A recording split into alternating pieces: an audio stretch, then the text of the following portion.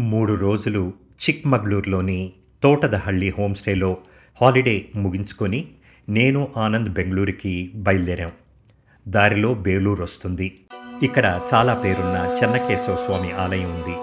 నేను ఇదివరకు ఒకసారి చూసినా, ఇంత దూరం వచ్చాం కాబట్టి ఈ అవకాశం వదులుకోదలుచుకోలేదు. ఈ గుడి బెంగుళూరుకి 220 కిలోమీటర్ల దూరంలో ఉంది. 12వ శతాబ్దానికి చెందిన చెన్నకేశవ స్వామి ఆలయానికి మీకు స్వాగతం. ఇక్కడ మహావిష్ణు చెన్నకేశవ స్వామి అవతారంలో కనపడి మనకు దర్శనమిస్తారు. ఈ ఆలయాన్ని హొయసల రాజు విష్ణువర్ధన్ నిర్మించాడు. ఎందుకో తెలుసా? అతను పరిపాలిస్తున్న రోజుల్లో ఒకసారి చోళులతో యుద్ధానికి దిగాడు. ఆ యుద్ధంలో విష్ణువర్ధన్ గెలిచాడు. తన విజయానికి గుర్తుగా ఈ ఆలయం నిర్మించాడంట. 1117లో కట్టిన ఈ ఆలయాన్ని పూర్తి చేయటానికి 103 సంవత్సరాలు పట్టిందంట. అంటే 3 తరాలు మారాయి. ఈ గుడి ముఖ్య శిల్పకారులు లేదా ఆర్కిటెక్ట్స్ దాసోజ, చవణ అనే తండ్రి కొడుకులు. ఈ పొడవాటి స్తంభం చూస్తున్నారు కదా, దీనిని గ్రావిటీ పిల్లర్ అని అంటారు. ఇది ఒక ఏకశిలా స్తంభం.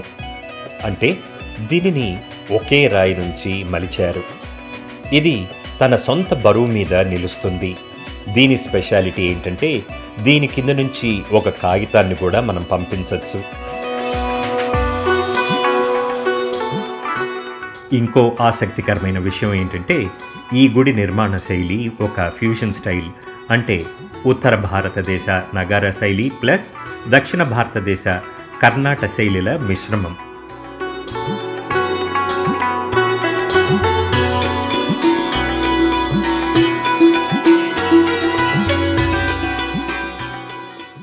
ఆలయం బయట గోడల మీద ఎంతో గొప్పగా అందంగా మలచబడ్డ శిల్పాలు లేదా కళారూపాలు మనకు కనువిందు చేస్తాయి. హిందూ పురాణాలైన రామాయణం, మహాభారతంలోని అనేక సన్నివేశాలు ఈ గోడలపైన చూడొచ్చు. అంతేకాదు శ్రీ మహావిష్ణు యొక్క అనేక వర్ణనలు, అవతారాలు ఉన్నాయి. ఈ జటిలమైన లేదా ఇంట్రికేట్ చెక్కడాలు హొయసల కాలానికి చెందిన శిల్పుల పనితనానికి, నైపుణ్యానికి గొప్ప నిదర్శనం. ఇక్కడ ప్రతి అడుగు, ఒక్కో కళారూపం మనకు తెలియని ఎన్నో విషయాలను తెలియజేస్తాయి.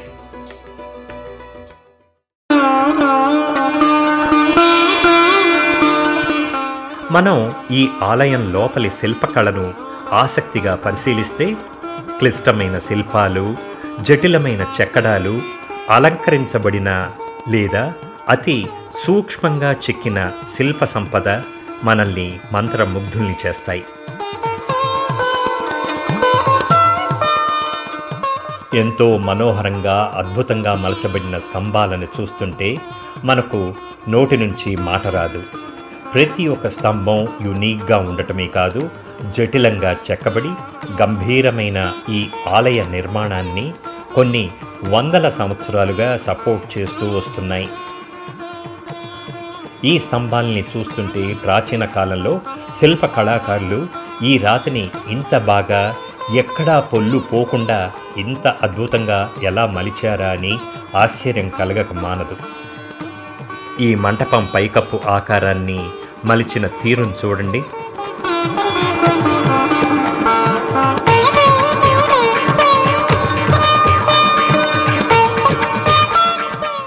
శ్రీ మహావిష్ణు మనకు చెన్నకేశవ స్వామి అవతారంలో దర్శనమిస్తున్నారు.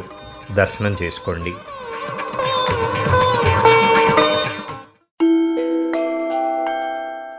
ఈ ఆలయంకి సంబంధించిన స్పెషల్ అట్రాక్షన్ దాని నక్షత్ర ఆకారం లేదా డిజైన్.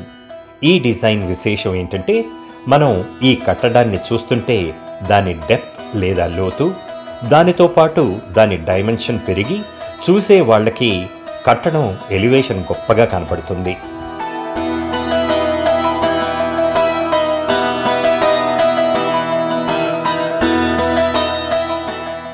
ఈ ఆలయ శిల్పకళ ఎంత అద్భుతమో ఈ ఆలయ చరిత్ర కూడా అంతే అద్భుతం అని చెప్పచ్చు.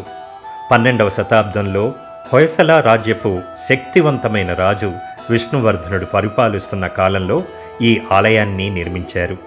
శతాబ్దాల దండయాత్రలు, యుద్ధాలు మరియు ప్రకృతి వైపరీత్యాల నుండి బయటపడి కాలపరీక్షను తట్టుకొని భారతదేశంలో హొయసల నిర్మాణ శైలికి అత్యుత్తమ ఉదాహరణలలో ఒకటిగా నిలిచింది.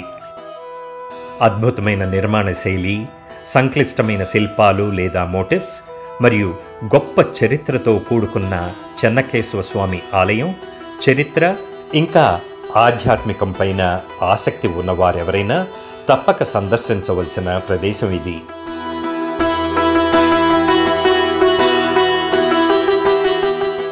ఈ పురాతనమైన ఆలయాన్ని మనం అన్వేషిస్తున్నప్పుడు భారతదేశ ప్రాచీన నాగరికతకు సంబంధించిన కళాత్మక వైభవం, సాంస్కృతిక గొప్పతనం ఇంకా ఆధ్యాత్మిక లోతు మనకు గుర్తుకు వస్తాయి.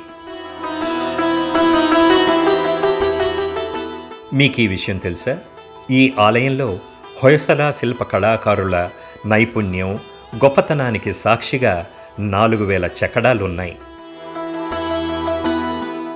యునెస్కో సంస్థ ఈ ఆలయాన్ని వరల్డ్ హెరిటేజ్ సైట్గా 2023లో ప్రకటించింది. మన రాష్ట్రంలోనే వరంగల్కి దగ్గరలో ఉన్న మరో అద్భుతమైన ఆలయం రామప్ప ఆలయంలో లాగానే ఇక్కడ కూడా గుడి చుట్టూ ఏనుగులు, గుర్రాల బొమ్మలు వరుసగా ఒకటి తర్వాత ఒకటి చెక్కబడ్డాయి. ఈ స్తంభాలు చెక్కిన విధానం చూడండి. వీటిని చూస్తుంటే ఆ రోజుల్లోనే ఏదైనా లేత్ మెషినరీని వాడి ఇంత గొప్పగా మలిచారా అని అనిపిస్తుంది.